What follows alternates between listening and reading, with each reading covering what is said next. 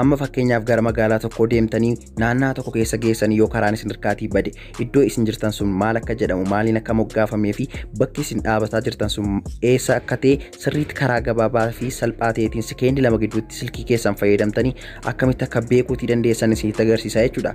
Kanaaf egaa karaatu harkaa badee bakki hin jiru eessadha jettanii nama hin gaafattan jechuudha. Sababni isaa immoo ofuma keessaniin silkii keessan yookiin bilbila keessanitti fayyadamtanii information gahaa argachuu waan dandeessaniif jechuudha. Kanaaf hanga xumuraatti waliin ta'uun daawwadhaa waan haaraa tokko isinitti agarsiisa.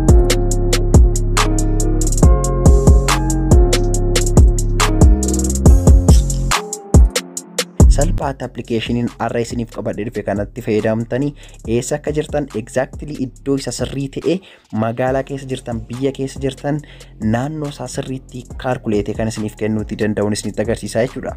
Egaan akka isinitti gammaddan immoo 100% by the way video kana like gochuu hin dagatina. Like pisa link isa description box jala isiniif kaa'ee waan jiruuf barreeffama video kootii irra tokkootiif tuquu qofaatu irraa eegama.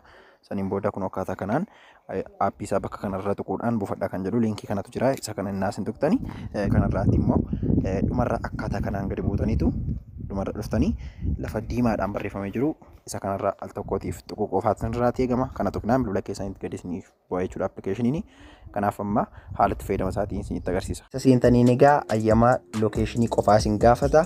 GPS keessan banuu hin dagatina. Gubbaa kanarraa yeroo applicationii kana fayyadamtanii lokeeshinii keessan kunoo isa kana oonii godhadhaan isiniin jedha. Okay, akka kana oonii godhattaniin egaa ofii isaatiinitu osoo isin waan addaatti hin bu'in bakka isin jirtan isiniif sarchii godha jechuudha. Amma iddoo kanarraa ilaalaa jirtu West Wallaggaa Oromiyaa Itoophiyaa jedha. Wallagga lixaa keessaa immoo magaalaa Gimbiidha. Kan appiin kun ofii isaatiin calculate godhee bakkan jiraadhu magaalaan jiraadhu akka kanatti naaf fidee kaa'eeti jira. Kun akkuma agartan amma immoo afaan Amaaraa itti dabaleetu Gimbii Oromiyaa jedhee haala kanaatiin naaf kaa'eeti jira. Gartaan maappii hojii waa wal qabatu information gahaa naaf fideeti jira.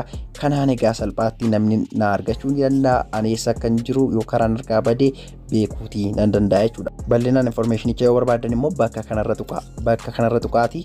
Kun akkanatti information isiniif kenna. Bakka kanarraa immoo bakka isin jirtan immoo iddoo kanarraa isinitti agarsiisa. Mallattoo kanarra yoo tuqtan sirriitti iddoo jirtan fooqii keessa jirtan hunda isaa ilaaluutii ni dandeessu.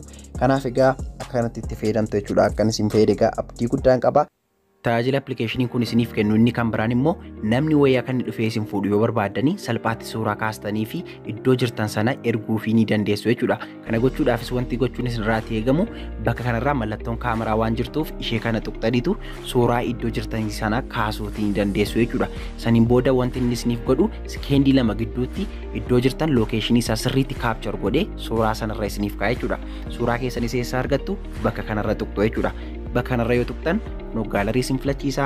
Gaalarii keessan keessa dhuftaniitu informationii gahaa bakka isin jirtan sana keessan irra lokeeshinii bakka isin jirtan sana sirriitti waraabee isiniif kaa'ee jira waan ta'eef nama barbaadan kamiifiyyuu yoo ergitan salphaatti dhufee isin fuudhuu akka inni danda'u ni taasisa jechuudha. Sababni isaa immoo iddoo kanarra informationiin guutuu bakka isin jirtan waan jiruuf jechuudha. Egaan haala kanaatiin itti fayyadamuu ni dandeessu. Futurein applicationii kanaa inni kan biraan isa kanadha.